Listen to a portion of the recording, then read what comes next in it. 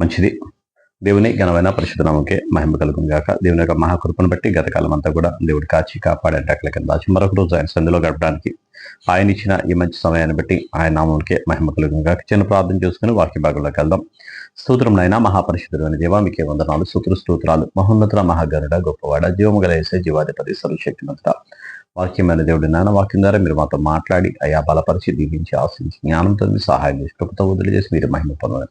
యేసునామములో నడుచున్నాం తండ్రి, ఆమేన్. దేవుని ఘనమైన పరిశుద్ధ నామముకే మహిమ కలుగును గాక. వాక్యం వినుస్తున్నా చూస్తున్నా మీ అందరికీ కూడా ప్రభువైన యేసుక్రీస్తు నామములో వందనములు శుభములు తెలియజేస్తున్నాను. ఇక్కడ సమూయేలు గ్రంథం 7వ అధ్యాయం మనం ధ్యానం చేశాం కదా. 7వ అధ్యాయంలో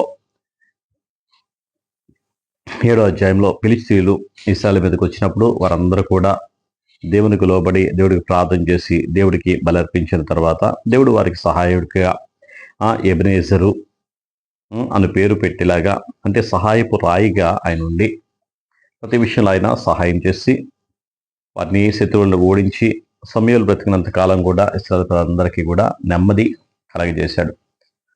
సమూయేలు బ్రతికినంత కాలం కూడా ప్రజలందరికీ నెమ్మది వచ్చింది. ఇప్పుడు 8వ అధ్యాయం చూసినట్లయితే సమూయేలు వృద్ధుడైనప్పుడు మొదటి అధ్యాయం చూసాం. సమూయేలు యొక్క జననం గురించి చూసాం. సమూయేలు ఎలా అయితే జన్మించినప్పుడు ఆ తల్లి ఎలా అయితే ప్రార్థన చేసిందో, ప్రార్థన చేసిన రీతిగానే ఆ తల్లి దేవునికి ఎలా సమర్పించిందో, దేవుని సన్నిధిలో ఎలా పెరిగాడో, ఔప్రి ఫీనెహాసులు ఎంత దేవునికి విరోధంగా ఉన్నప్పటికీ కూడా ఈయన దేవుని సన్నిధిలో నమ్మకంగా యథార్థంగా దేవుని చూస్తూ ఉండి వాళ్ళందరికీ కూడా ఇశ్రాయేలు అందరికీ కూడా న్యాయాధిపతిగా ఉండి వాళ్ళందరికీ కూడా న్యాయం తీస్తూ ఆయన బ్రతికినంత కాలం కూడా ఇక్కడే శత్రువుకి అవకాశం లేకుండా ఆయన జీవనాన్ని సాగించాడు. ఇప్పుడు జాతీయలో చూసినట్లయితే సమూయేలు వృద్ధుడైపోయాడు. ఆయన పెద్ద వయసు అయింది, వృద్ధుడయ్యాడు. వృద్ధుడైనప్పుడు తన కుమారులను ఇశ్రాయేలు మీద న్యాయాధిపతిగా నియమించారు. అతని జ్యేష్ఠ కుమారుని పేరు యోవేలు, రెండవ వాని పేరు అబియా. వీరు బెయేర్షెబాలో న్యాయాధిపతులుగా ఉండిరి. అతని కుమారులు అతని ప్రవర్తనను అనుసరింపక ధనాపేక్షకులై లంచం పుచ్చుకొని న్యాయం త్రిప్పివేయగా ఇశ్రాయేలీయుల పెద్దలందరూ కూడి రామాలో సమూయేలు వద్దకు వచ్చి, చిత్తగించుము, నీ వృద్ధులవు, నీ కుమారులు నీ ప్రవర్తన వంటి ప్రవర్తన గలవారు కారు గనుక సకల జనుల మర్యాద చొప్పున మాకు ఒక రాజును నియమింపుము, అతడు మాకు న్యాయం తీర్చునని అతనితో అండ్రి. మాకు న్యాయం తీర్చుటకై రాజును నియమింపమని వారు అనిన మాట సమూయేలు దృష్టికి ప్రతికూలంగా ఉండెను.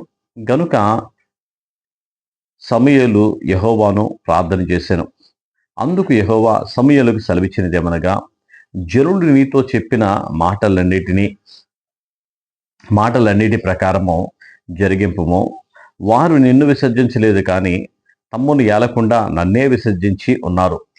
వారు నన్ను విసర్జించి ఇతర దేవతలను పూజించి నేను ఐగుప్తులో నుండి వారిని రప్పించిన నాటి నుండి నేటి వరకు తాము చేయుచూ వచ్చిన కార్యములన్నిటి ప్రకారం వారు నీ ఎడల జరిగించున్నారు. వారు చెప్పిన మాటలను అంగీకరించుము. అయితే వారిని ఏలబో రాజు ఎట్టివాడగునో నీవే సాక్షివై వారికి దృఢముగా తెలియచేయము. హల్లెలూయా. చూడండి, సమూయేలు దేవునికి నమ్మకంగా ఉన్నాడు. సమూయేలు బ్రతికినంత కాలం కూడా ఇశ్రాయేలీయులందరికీ కూడా న్యాయం తీరుస్తూనే ఉన్నాడు. అక్కడ ఏలీ ఉన్నాడు. ఏలీ యొక్క కుమారులు మహా దుర్మార్గులై ఉన్నారు. దేవుడు వారిని తోసేశాడు. దేవుడు వారిని సంహారానికి అప్పగించాడు.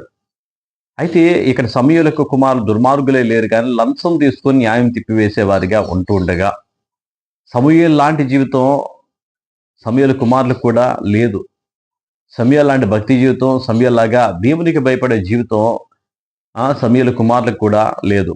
ఆ కుమారులు డబ్బులు తీసుకొని లంచం తీసుకొని న్యాయాన్ని తిప్పివేస్తుండగా ఆ ప్రజలందరూ వచ్చి సమూయేలుతో అంటున్నారు, నీ వంటి వాళ్ళు కాదయ్యా నీ కుమారులు, మాకు ఈ గోలంతా ఎందుకు? సకల ప్రజల మర్యాద చొప్పున, సకల జనుల మర్యాద చొప్పున మాకు కూడా ఒక రాజుని నియమిస్తే ఆ రాజు మమ్మల్ని ఏలుతాడు. ఈ గోలంతా వద్దు, ఈ న్యాయం తీర్చడం, న్యాయాధిపతి పడ్డ ఇవన్నీ కాదు, ఏదన్నా ఉంటే మేము రాజుగారికి వెళ్ళి చెప్పుకుంటాం అని చెప్పి మాట్లాడుతున్నారు. ఈ న్యాయాధిపతి కాదు, మాకు రాజు ఉంటే కానీ మేము రాజుగారికి చెప్తుంటాం. ఇప్పుడు న్యాయాధిపతి దగ్గర అంతా అయిపోతుంది. న్యాయాధిపతి దగ్గర అంతా అయిపోతుంటే మేము రాజుగారి దగ్గర ఎలా చెప్తాం? రాజుగారికి ఏం మాట్లాడుకుంటాం? రాజుగారు లేరు కదా మాకు. మాకు కూడా ఒక రాజుగారిని ఏర్పాటు చేస్తే ఆ రాజుగారి దగ్గర మేము మాకున్న బాధ అంతా కూడా మేము చెప్పుకుంటామయ్యా అని చెప్పేసి సమూయేలు దగ్గర అన్నారు. సమూయేలుకి ఆ మాట ప్రతికూలంగా ఉంది. ఇప్పుడు ఈ న్యాయాధిపతులుగా ఉన్న సమూయేలు కానీ, సమూయేలు కుమారులకి ఏదో తప్పు చేశారనుకో, వీరికి రాజుగా దేవుడే ఉన్నాడు. ఇప్పుడు దేవుడికి వారు చెప్పాలి. దేవుడి దగ్గర వారు ప్రార్థన చేయాలి. దేవుడి దగ్గర వారు మొరపెట్టాలి. దేవుణ్ణి అడగాలి. కానీ కంటికి కనపట్లేదు.